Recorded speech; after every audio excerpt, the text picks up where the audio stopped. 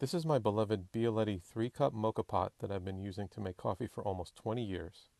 Over time I've refined the way I use this great little brewer, and I'd like to take you through my method which I hope helps you fall in love with this simple and classic way of making coffee. I only drink 1 cup a day, or at least try to, so I try to make it count quality-wise. I prefer dark roasts. My favorite espresso drink is an Americano, and the mocha pot can make a pretty close cousin to it. I know the mocha pot doesn't technically make espresso, but it's about as close as you can get without expensive machines and losing counter space. I keep a simple, small kitchen, and for these reasons I started using the mocha pot, and it's been my go-to method of making coffee for over 20 years. Here's how I do it. Boil your water first. Starting with hot water in your base keeps your brew time down. This means you're not exposing your coffee grounds to heat for as long, which gets you a better flavored brew. Grind your coffee.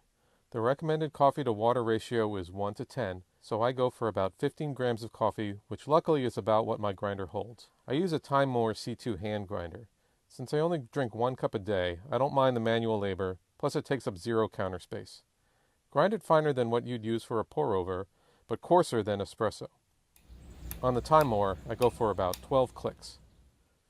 After the water boils, pour it into the base up to just below the safety pressure relief valve.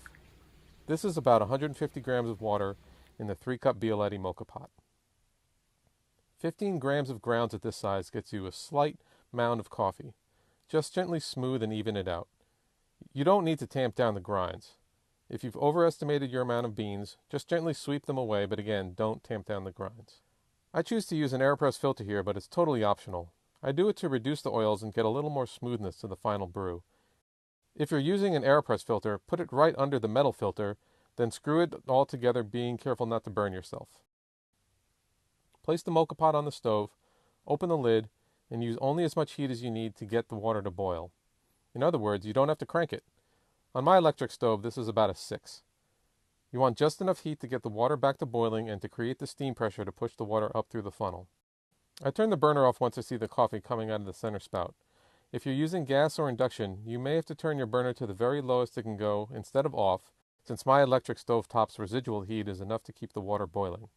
Offing the heat or making it as low as needed keeps you from overcooking the grinds. Close the lid to avoid any spurting from going all over the place, but if you manage your heat, you shouldn't get any violent spurting. When you hear gurgling, you're done. That means there's no more hot water going through the coffee and you don't want too much hot steam extracting bitterness from the grounds. You can pour off the coffee, then dilute it to your liking. I want to credit James Hoffman's deep dive on the mocha pot for several of these tips. What I specifically gained from him is using the AeroPress filter and offing the heat. Thanks for watching. I hope this helps you make a great cup of coffee from your mocha pot.